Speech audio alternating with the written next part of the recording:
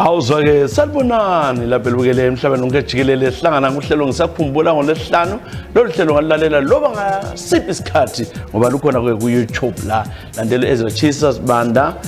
ku-YouTube subscribe share the links please tell your loved ones ukuthi hayi kulolu hlelo olusifisa kudala emuva ngihamba lopho ngizibongane kaSibanda umqhathizi namhlanje ngicomfort Ngwenya kunjani comfort Comfort Ngwenya mina ngikhuleleke endaweni okuthiwa kusi eChefunye eCholojo lapho ngizalelwe khona ngakhulela khona ngafunda umsakazo ngisekhaya safika isikhathi sokubana kumele ke ngilibhekise ke kwelemzansi kuyadinga ke umsebenzi ngathola ke ngibhadalwe ngumfowethu uMalayicha wanthatha ukuthi engilahlela ke eGoli sihambile khona phana sathi sifika ke kwindawo lapho esiqonga khona ke eborder sabanjwa ngomaphoyisa eSouth Africa bathe besithethe kanjalo ke umsakazi ke ngabona ke iplani basishaya ukuthi basivalela befuna imali ngoba kangelayo kodwa ngamanager uescape ngangena ke elizwe lase South Africa ngangena ke ngihamba ngenyawo ngafika lemaplazini ngihlanela abanye abantu kodwa ngale laba abadinga umsebenzi ngasebenza komunye umlungu ubhuti wami ngidinga ngilafona ngilalutho kwahlala ke isikhathi inyanga zabantathu ngacela ngibona ukuthi ngcono ngilibhekise eGoli ngathola ipay yami ngafika eSouth Africa lapho ngifike komfowethu angisola kakhulu ukuthi into engayenzayo imbi ngamtshela ukuthi ngase saba ukubiselwa ke ekhaya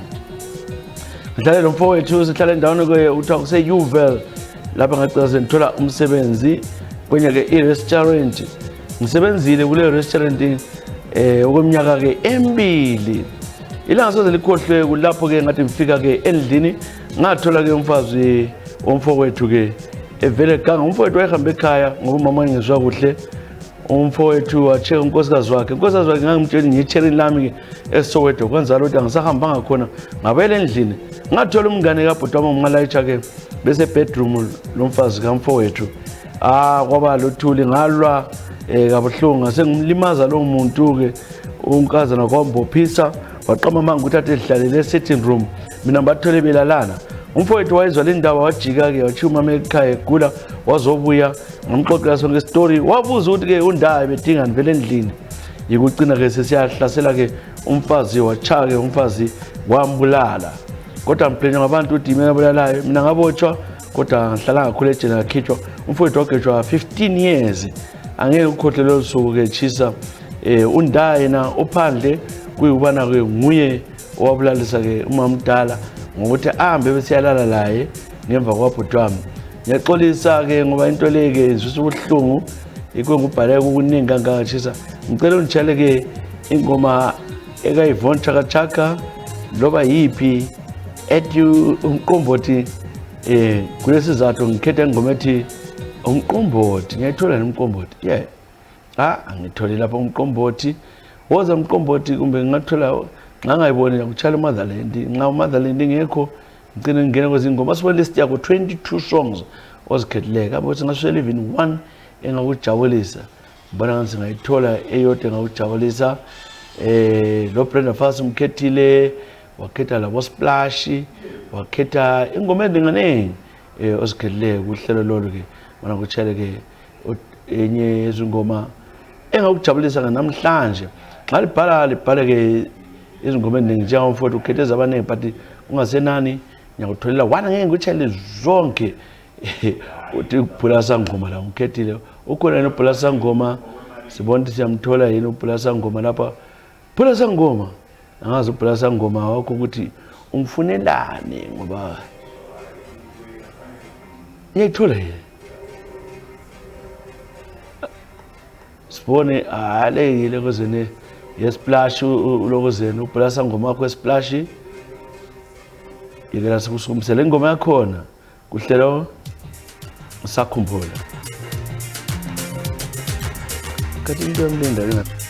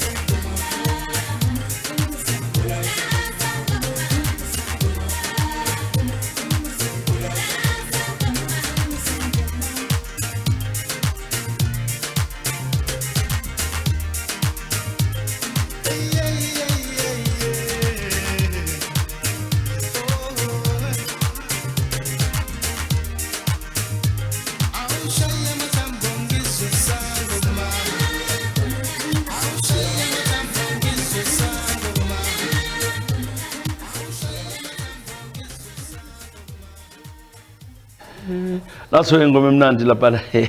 ingoma ethi Bhola Sangoma usuke ucruise waseJaiva abantu lokho sibukela ucruise eJaiva undoda lo madoda eJaiva la kangaka thina sisebenza kuhlelo ngisakhumbula okwamanje ke semphele phela kuthenga imoyo kunjani ithenga imoyo wena Tsheni ubhala lo hlelo uthi lo hlelo engalithanda kudala ngikhule ngalo ngiyathaba nxa lokho lukhona please lungastop lo hlelo uhlelo uze lungastop phela kumele ukuthi ke la ke usizane lathi mhlobo wami ngoba ke kunzima into zezilula wenze lo hlelo ngithanda ubonga ke Tsheni ubhala kwakho mina nguthenga imoyo ngisebenze kakhulu ke eBarclays Bank eZimbabwe ngabe yile ndoda yami lapha ke uEmmanuel T ungabhali lonke ibizo silapha ke South Africa saba lenhlanhla wathola ke umsebenzi FNB wagcina sengumanager lami ngasebenza kwenye ke ibhenki wathi ngisuse nye kwenye branch ngoba ama ethics engavumi ukusebenza ndawonye ngasebenza kuleyo ndawo kwase kusenzakala ke umsakazo ukuthi ke kwase ubi ex boyfriend yami yangitshela ukuthi yona isebenza kwenye company eSouth Africa icompany ye auditing ngase sihlangana for a meal saxoxa ngendaba zethu zakudala kwagcina kuphambaniseka ke umsakazi ngazibona sengaphansi kwakhe sengizelelaye into le yangikhathaza ngihamba endlini indoda yami ngayitshelanga kwahlala isikhathi lokho esitshontshana lena ex yami kwenzakala ngelinye ilanga ke wabethatha ukuthi kwenye ke ibar sitezi kwenye ibar khona ngale ke hlezi ngabona ke umngani wakhe omkami ekhona ngazenza nganentinga nomkami ngadlula ngihamba athi ngathi umntwana ongcono siphume sihambe umkami ngabona lo ndoda wahamba wamtshela wanithayimela wamfakela ke ivideo ngoba ke isikhathi esiningi wayehlala ngumuntu ke wesikhathi esebenzela khatshana esiyavula ama branch across South Africa wachefa ke video wabhaga indlu. He used to listen to everything ezikhuluma emafonini ngithe ngilungise appointment lale jakalami ke ex yami ukuthi sihlangana ngapi kade wayekulalela konke uthepile wahamba wabhuka the same hotel esasiyahlangana khona wabona ke time lo mfana wayelokho esimonitor wahamba ukuthi ngene kuyiphi room wasebuyela esithi ke siqamba ibizo laleyo ndoda engilaye wathi ulahle iskey wabatshela ukuthi room 209 reception bamnika enye ikey wama wesikhathi sitheke kungaphana vele singaqokanga sizixoxela sithi siyenza sezovula umnyango wathi yadi ngabona nguye engena wahle wangibuza wathi ke qamba ibizo lakho lamaqini lapha kethi ya yiko lokho ke emsebenzini msakaze wasikhangela sobabili wabe sithi ke nanka amaphepha meloya yonke into nasi divorce ngicela usayine khonapha wasayina wathi ndoda ngizoze kwenzela uthatha umfazi wakho waphuma kanjalo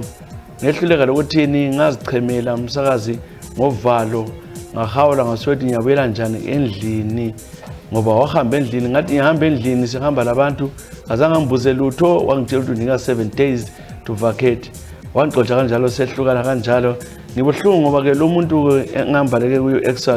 ex wami ulomfazi njalo ngendlela ke amphatha ngayo esenje ukuthi ngeke athathane nami ngoba ngilihule so lami kuyino ozenza ukuthi ngingabuyeli kulo indoda yami ngilale laye angeke ngafa ngakhohlwa ke umnyaka lana okwa 2016 usiyafika ku 2019 endlupheke kakhulu ngicine ngiresigna okwamanje ngile esalon yalungisa inwele ngilapha ke eJozi ilanga soze likhohlwe ujo njalo ke utshenge imoyo utshenge ukhethile ingoma zabanengi tshenge wathi yena uthanda ke uMatamara uFreddy Gwala ingoma nasematsitiso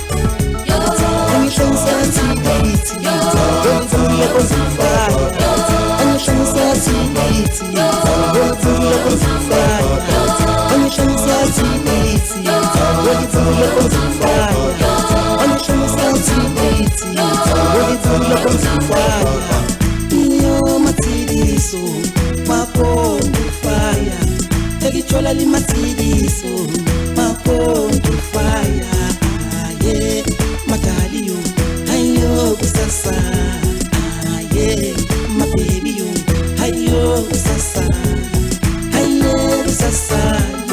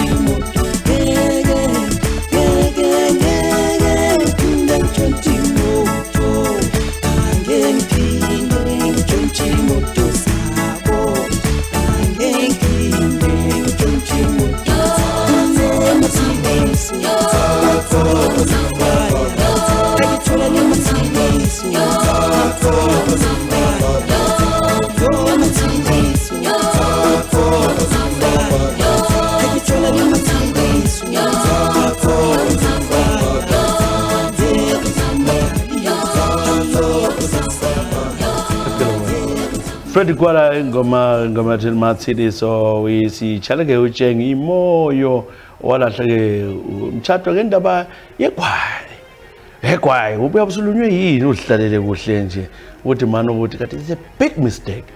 kale funde ngani nje ndaka Eva ukuthi ke lana kuba ngothathekile hawo bantu umuntu lwana phela uyabephisiwe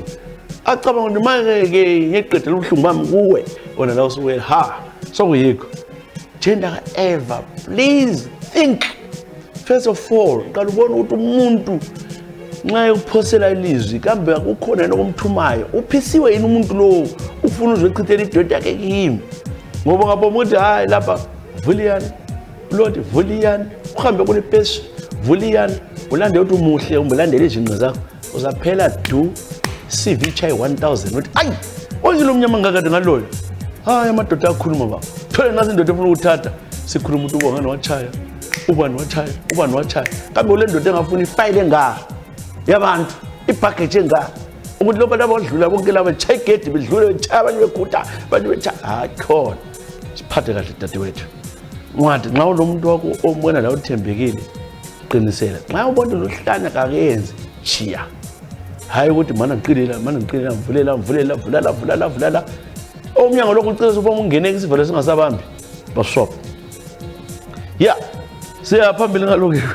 uhlelo sethu tube ngwesikuphethe manje sethu dithiza nyakubelela uhlelo ngisakhumbula usuke ngeke lokhohlwe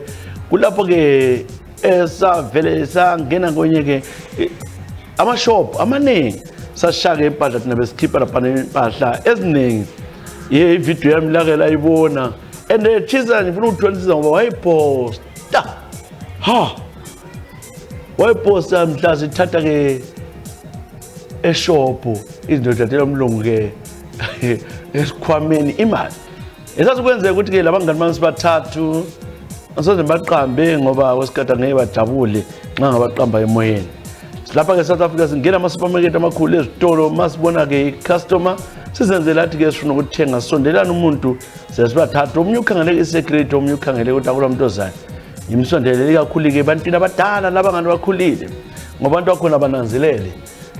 chiza ke lobuciko obukhulu bokuvula ke izipa ikakhulu bomama ke ama handbag awungeke ungizwe ngavula even wena esikhomeni sakho ngakuthathela ke wallet ungangizwanga yebo kambe bekhona esikusebenzisa imithi kodwa ngibhilive ukuthi ke ukukhalipha kwami ngoba kwenza ukuthi ngithathe ke imali hayi besihlala sithatha nje thathela abantu njalo nje iphumela ama 100 umuntu uyafika ethilini athole ngasela cent sithathe ke isikhathi lama grocery usidudla sorry kodwa umqamba imzo usidudla ngiyajwayela ukuthi ke simsebenzi yakho le uthatheni grocery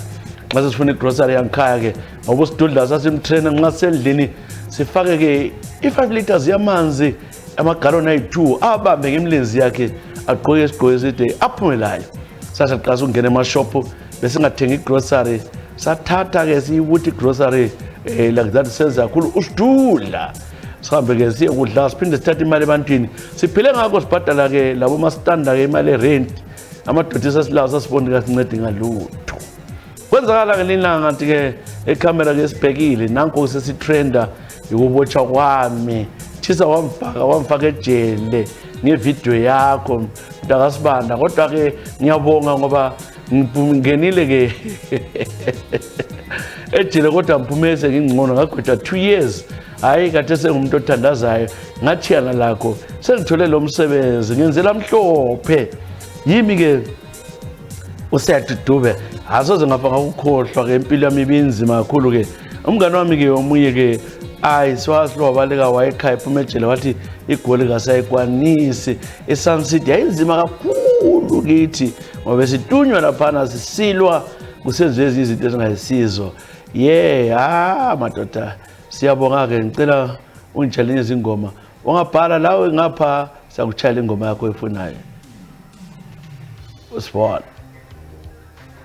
mana kayisingoma yakho le ingoma namhlanje zihlangahlangene angikwazi ukuthi ihambe kanjani kodwa ungabhala kulolu hlelo siyakuchayela ingoma loba yipi ke oyithandayo ke mlaleli ombukelwa ngicela lisheke ipage lethu lonele abafunayo abanye ke follow us abanye like it, subscribe ukuze kube mnandi ukuze loba ngasiphi isikhathi ukukhumbuza ukuthi sesingena emoyeni la wenze masinyane ke ubukele. Mana ngokuthi le ngoma ke liyanevela ke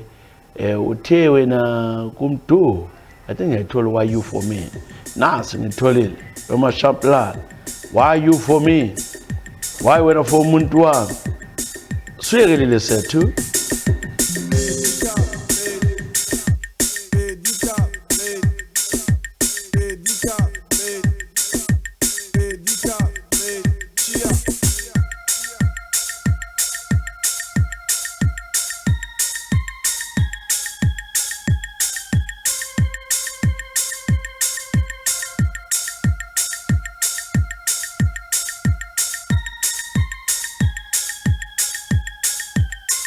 Why wanna for umuntu wami? Be my champion. Why wanna for me? Be my champion. Why you for me? Be my champion. Why wanna for me?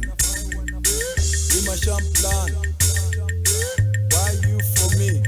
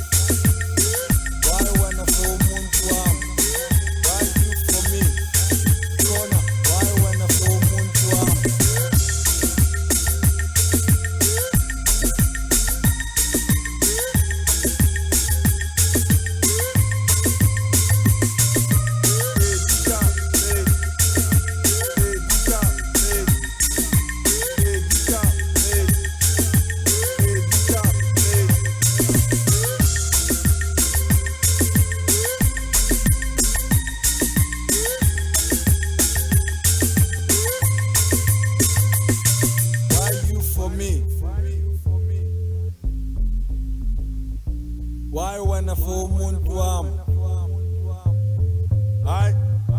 Why you for me? Be my champion. Why wanna for umuntu wami? Khona. Why wanna for umuntu wami?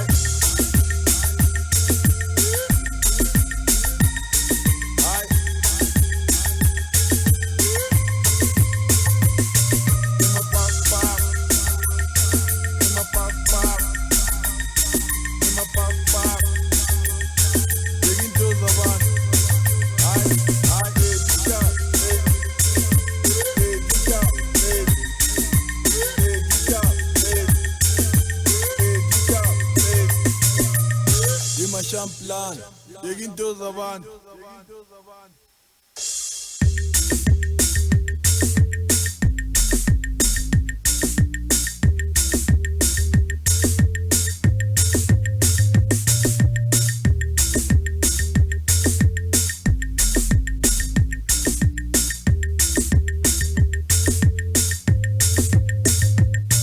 Why you for me? Why when I for umuntu wami? Why you for me? We my plan. Why when I for umuntu wami? Corner. Why when I for umuntu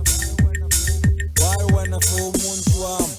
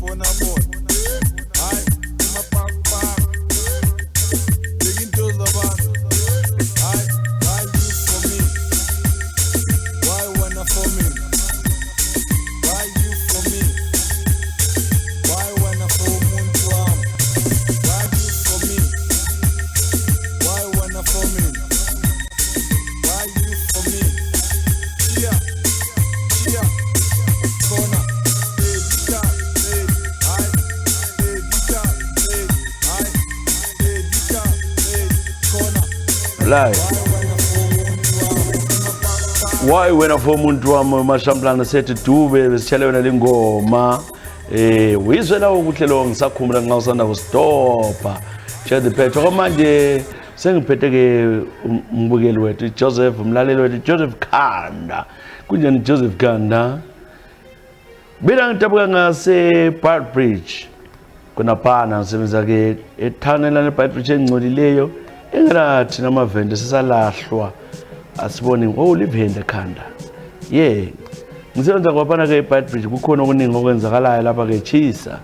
mina bekumnyaka ka 2007 lapha ngafika khona ngoba ne Park Bridge ngafuna umsebenzi bangincintsha ngase decide ukuthi ngiyenze into zokuganga ngoba into lebengicaphula yimi lapha ngawukhumbula umnyaka lana kwathi khona ama trucks yimi ngangwachisile lawa trucks ngavula uchisa ibhoda yonke ngicathula ukuthi siyancintsha umsebenzi yabantwana bePark Bridge into leyazibudlungu kakhulu ngafohla ke wine ngafika ngalight ama trucks kwabhebha yonke indawo kwagcwala ngemanewspapers la kathesa ngibotshwanga ngacela ngibuyeke eGoli ngizosebenza eGoli ukuthi ngawuthoka yaphinde kanye afisa ukuphinda ngoba silahliwe thina ke njengamavenda asiphiwa umsebenzi kunje nje ngiyasokola ngisenze gadalala kodwa ke kule msebenzi duzane lami ekhaya kithi lapha ngangifuna ukuthi ngihlale khona ambuya ngeSouth Africa ngokuthanda ngabuye eSouth Africa ngendaba ke yokudubeka indlala kungelanto engaphila ngayo umsebenzi besincitsha kube labalutshwana ababili ababadobhayo ukuthi babe ngama cleaners lokuvula igate uncitshe umsebenzi nje ukuvula igate imota ke eziphumayo into le yangikhathaza kakhulu egaragini uthola khona ifuel abafuni basincitsha ke umsebenzi pho sihlale sithine elizweni lakithi so ekungangezele iplan lihambe ngabafika ngachisa ama trucks hey ndoda ulisinde singaka wawucaphukile sebeni mfowethu kodwa hayi ngezinjalo uthi kwakubuhlungu kakhulu la namhla don't regret what I did if there's an opportunity to do it again yaphinda yimi kanye ngiziqhenya ngilapha ke eGoli ngiyabuya mina ekhaya ngizobona ke abangakithi kodwa abakwazi leli bizo ungaqala uqamba libona leliphambili ubhalele i-email ungalithuthi ngilikabani ungaqamba igama lelo amfuni ke izithutha zakithi sezathengwa ngabantu zicine sezisithi ke yimi ngoba ngizothola icala kaliboli kodwa ngahambela ekhaya ngifuna ubona ukuthi kambe bukhona bakuzwile hayi ngathola ke akhaya nto khona kungenamuntu wazulutho hey asigoma yakho vela ke kuchimora ingoma ethi eli lamasabathana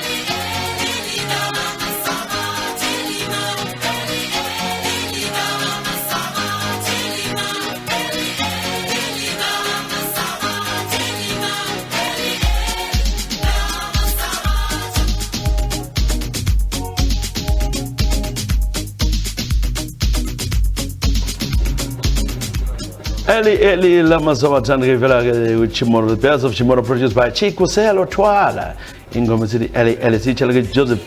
Khanda. Ingoma sithi Eli lama sabathan. Those were the days. Chico wayesahlanya lapha. Nangumuntu uMonday. NgoNdebele kodwa ngazazi ukuthi uMonday. Ngicela ungambizi igama lakho ucilele. Chisa impilo benzinyana nje ngiqeda isikolo ke form 6 kwabanzima after ufela ngubaba. Ngahlala lo umama wagcina ke ngemva kwe 3 years la wadlula ngilomna wami ngamakhulisa ke mna wami ngithele nzima kwangela plani lamadoda engakhomba anganike lutho ngathi kungcono ukuthi ke ngisebenzise lokho enguphiwe uNkulunkulu isitho sami ngasithi isitho sami ngithengisa ke umzimba edolobheni lakoBulawayo ngibhoda ngena ke imigwaqo e30 zonke ngazibonke abantu imhlobohlobo wabelungu abantu abamnyama abantu basempumalanga abayibo ke babe ngama customers amaningi bembhadala ke imali ngaleso sikhathi imadlana khona yayinceda ukuthi ngithengele ubanami ukudla ngamfundisa umna wami ke u-dash Ndebele waze waqeda ko form 4 ngimfundisa le mali ngihlalile lokho kunjalo ngisaba ukuthi ngabachiya bebodwa ngoba ubhutiza ke la ke ufuna ukuthi akhuthe isikole akhoya umsebenzi wami kodwa mina abantu makhelwane bengazi ukuthi ngenzani ngihamba nje ngisebenza industry ngisebenza ama night shift ngoba ngumuntu osuka abo 5 ngingena etown ngilezigqoko zami esifake ke esikhwameni ngifike ntshintshe lapha ngikho izigqoko zemarket marketing sebenze ke babuyo baba abantwana yonke into enjalo emkotweni emahoteleni ezimoteni mina yime ngazi konke lokho nje very experienced abantu angeke ngikutshela inamba vele ngaqaza sabala but ngaphela se 500 so ngikwazi ukuthi bonke bangaki ngahlangana ke lo baba ijakelihle koNdlovu uGatsheni ubaba lo ngahlangana laye kwelanga gade ke ibus imvela order impahla eBotswana afike wangikhombisa lo baba ngizenhlana la ibus yayifele eDrone factory ngaqina ngene emoteni wangithwala nabanye wasembuza ngihlala ngamtshela ukuthi ngihlala eNtumbane wangithwala nobaba satshintshana amanamba wakhanya umuntu ondithandayo wasesithi na unkosikazi wakhe siwahamba behlukana sajwalana nalo baba wagcina ke esesithandana next thing wadinga umalume walobola wakhipha kwalungisa ke ukuthi siyachata nini ngathaba sithi ngaqinisela ngoba sekumuntu ondithandayo nangu umna wami ngamkhulisayo ngamfundisa esenza ukulema esiyatshela ukuthi kodwa lesibindi uGatsheni uyakwazi ukuthi uMonday wayethengisa umzimba uyazi ubaba lo wambuza ukuthi ke umna ukuthi othengisa umzimba ngaphika ngemba phansi lakathesi ngibhala ke into nje siyahluphana ngikhaya uthulile umnyaka leminyaka phuma ukuvela umbo wathabeleni ngoba senatha utshwala silapha the South Africa wayezosivakatshela yena la esesegoli ukuthi ukhulumela lokho umuzwa wami sichithe kachisa yimi ke odabuleke ke uMonday ubaba lo semphike ngemba phansi ukuthi ngala lamadoda manje ngamtshela ama ex angu 2 3 manje kazwisisi ke uGatsheni uthi umnama there's no reason ukuthi angiqambela amanga chisa yimo khalayo ilanga le ngeke likhohlwe impilo sinzima enxezezwa ngo2024 ugcineni kuyasesehlukene si divorce silendlu lo baba esethenga ke eBellevue senithembele yona ukuthi ngiyayilwa icourt ngoba lokho enza kuphika ngembe phansi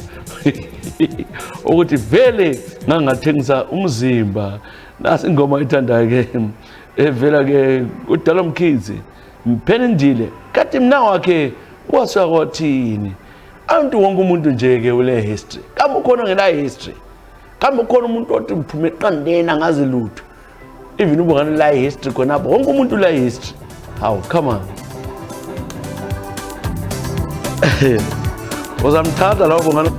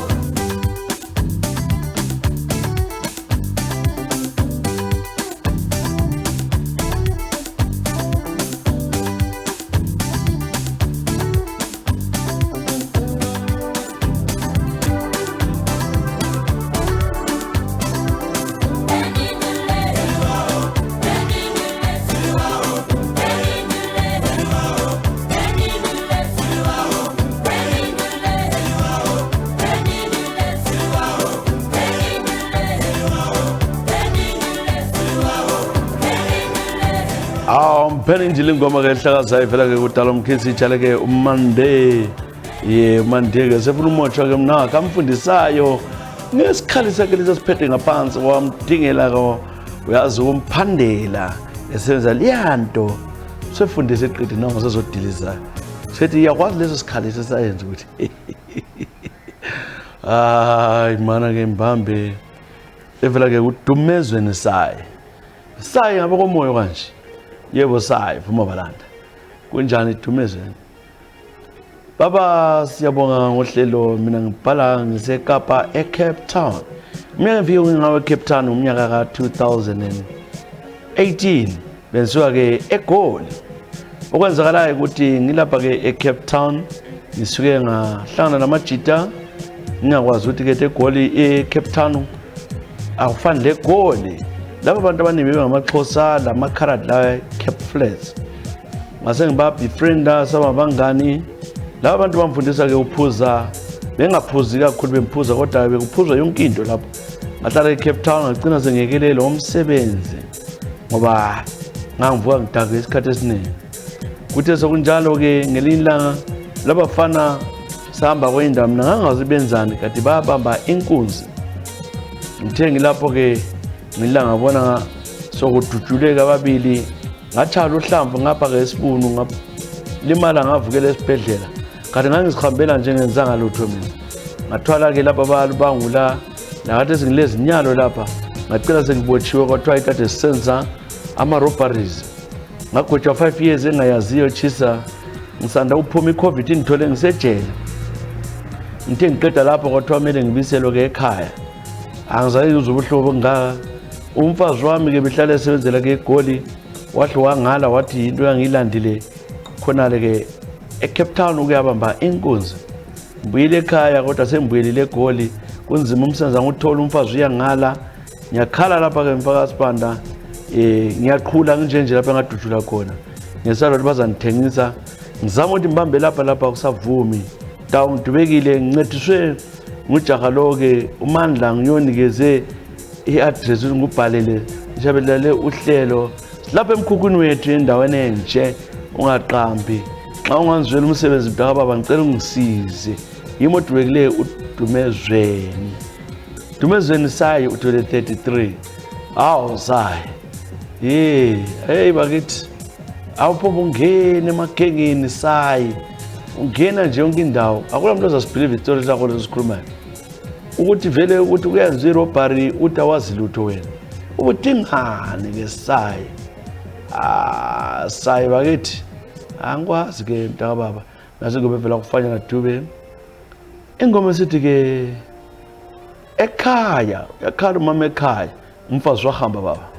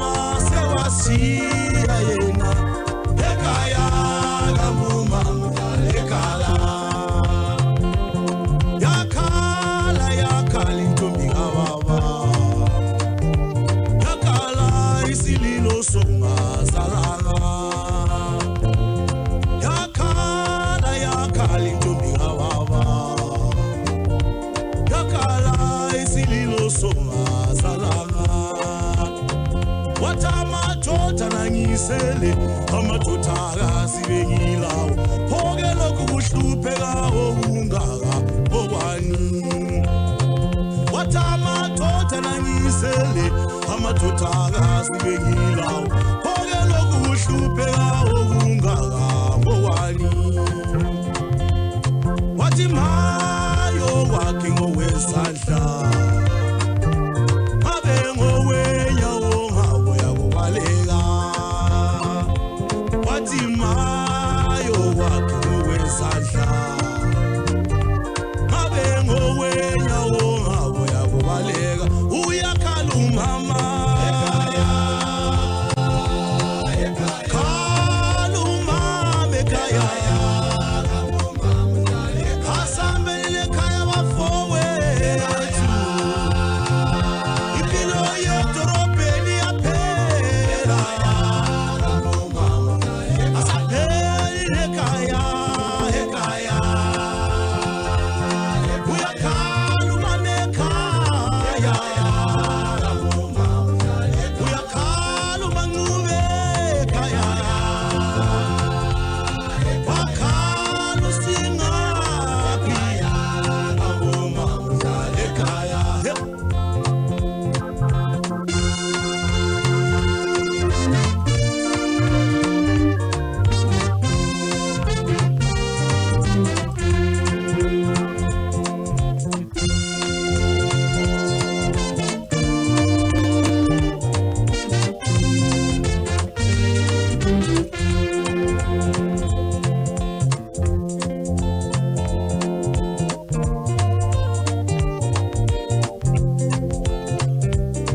uyakhala umama ekhaya uyakhala umama ekhaya nasi ingoma ehlakaza evela ke umfanyana Dube uyakhala umama ekhaya ingoma yakhatha kakhulu besitshala udumezweni Sayi ukuthi udinga umsebenzi Sayi wajoyina namakhaladi Cape Flats Cape Town eKapa qala lapha ngikwazi mhlophe kuyabheda Thoko Ncube mina ngivela esigabeni ke senkayi khona le enesigwe kwenzakaleke emhlolo thisa umnyaka ngathana lo baba ungamqamba baba lo lento zakhe ke esitolo laphana engumuntu omdala mina by then I was 23 baba lo ngabona elama 50 something years elonkosikazi labantwana ubaba lo ke wajoda ngafika esitolo anginike yonke into angithengele ngaba i-girlfriend yakhe angijese ehlana ke umfuleni kuShangane lapho sasiyabonana khona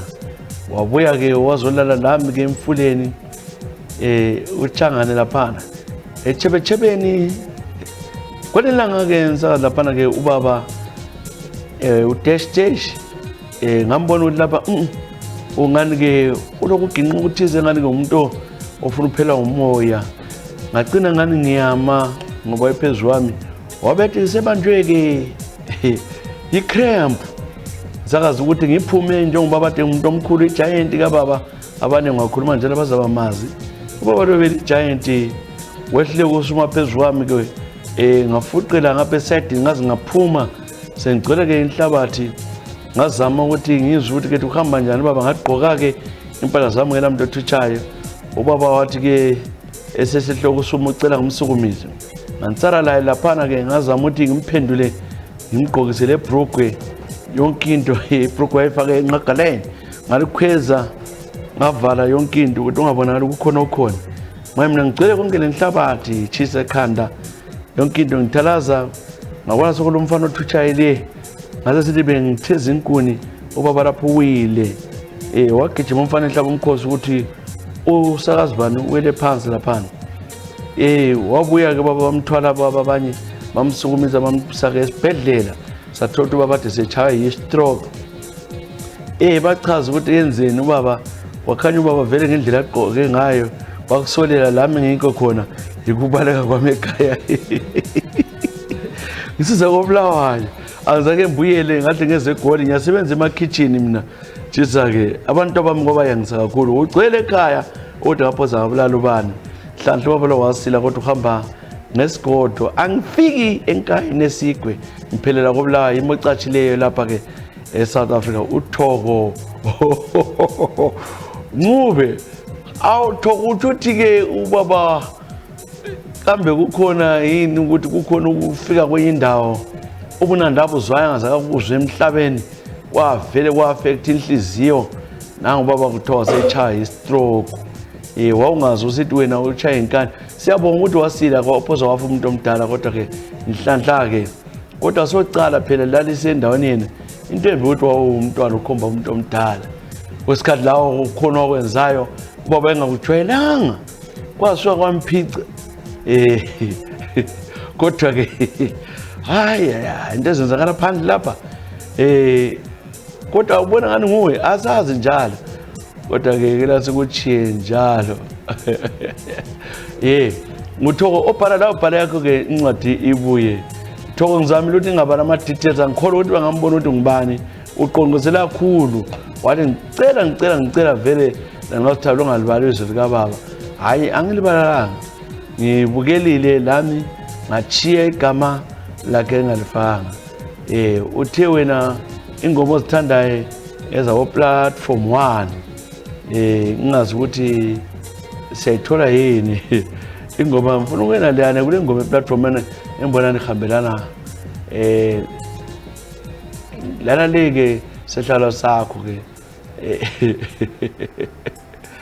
nasi ingoma ethi womnyakazi zamayelele ubumnyakazise ubaba mvalisele ke bongze ubongani kana ngezechisa lisale uhlelo ngisakhumbula bye bye